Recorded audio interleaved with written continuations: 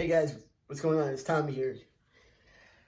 This video, I've tried in my best power to make it short, but I realized that it's very hard to make this particular one short. So this is going to be about a 10-minute video, but I promise you that you'll get a lot from it.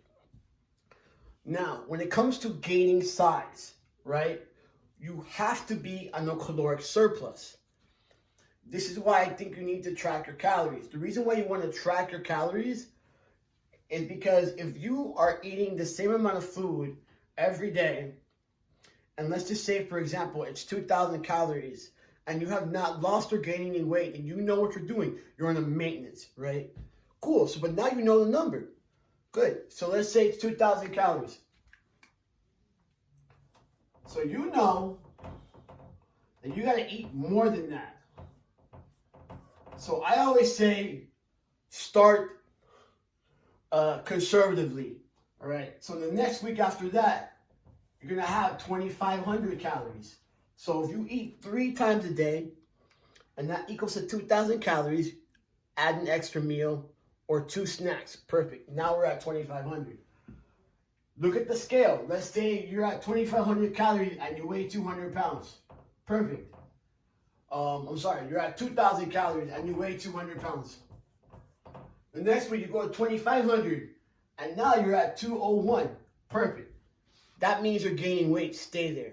All right? Stay at 2,500 calories till that 201 stops moving. All right? So you stay at 201. Let's say you stay at 2,500 for the next 2 or 3 weeks and now you're 205 pounds. Perfect. You stay at 2,500, right? Till 2,500 calories don't make you gain weight any longer, okay? Then you go up to like 3,000 calories, right? But your body is already used to, and you're already used to eating 2,500, right? So that 3,000 calories now is not gonna feel so hard to do, right? And you're gonna make sure that you're not gaining too much fat mass. The downside of putting too many calories in too quickly is that you're just gonna get really fat. All right. Eventually, what happens when you get that, when your body starts decreasing its insulin sensitivity or whatever you want to call it, then all you do is just gain more and more and more and more fat mass. It doesn't. There's like I'm gonna gain more lean mass. No. It's just more fat mass. That's even when you're working out, you're taking tea, you're doing everything you're supposed to be doing. All right, perfect. So we know that. Now, what is the difference between the hard gainer, okay, and the guy that gains or loses fat slowly, the endomorph, right? The difference is how you attack your training and the stuff that you're not doing while you're training. Okay, so the hard gainer, if you notice though, hard gainers, if you're the type of person that is constantly doing something, right? You're washing the car, you're washing the dishes, you go out for a walk, you come back home, you're over here, you're over there. Next thing you know, you're taking like 2,500 steps. For the life of me, stop doing that. Okay? That's what's making you hard to gain weight. It's not, oh, I don't eat enough calories. No, you're just burning. You're a burner. Stop burning. It's very simple. Just stop doing a lot of stuff. Sit down some more. Relax. Chill out.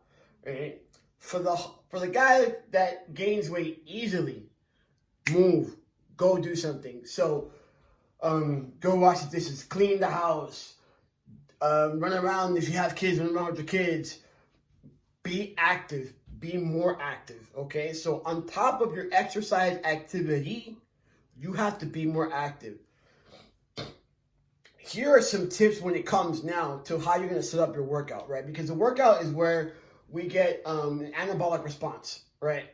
So if you are a hard gainer, my best advice to you, all right, or my professional opinion, not even advice, my professional opinion is that when I'm setting up a program for a hard gainer, we take breaks through our sets, right? We might go do a set of deadlifts, and you might only be able to do about 10 to 12 of those suckers, and then we're going to rest for 2 minutes. I'm going to make sure your heart rate goes way down, right? I don't want you to be sweaty and nasty during your workout. That's not what I want.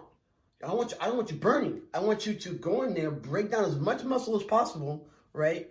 But without having this extreme calorie burn. We're not looking for that. We're looking to gain size. The approach is different, all right? I want compound movements, right? I want deadlifts. I want squats. I want bench presses. I'm not looking for little biceps here. Like, that's not what I want right now, because the anabolic response to biceps is you don't get any hormone levels off of that.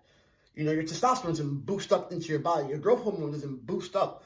So for at least a good like 6 to 8 weeks, I'm like doing nothing but compound movements. And then once you got some size on you, some strength on you, then we might start doing a little baby stuff, you know? Do some biceps, some triceps, and stuff like that. But for the most part, it's rows, it's deadlifts, it's squats, it's bench press. It's like the tough stuff, right? Why? Once again, I'm trying to get your test levels up. I'm trying to get an anabolic response while you're working out. Now, if you are like myself, right, that I look at a freaking piece of cheesecake and I get fat, bro, then guess what? Throughout the day, I'm trying to get the most movement as possible, even when I'm bulking. I'm trying to move heavy weight, but I don't take breaks.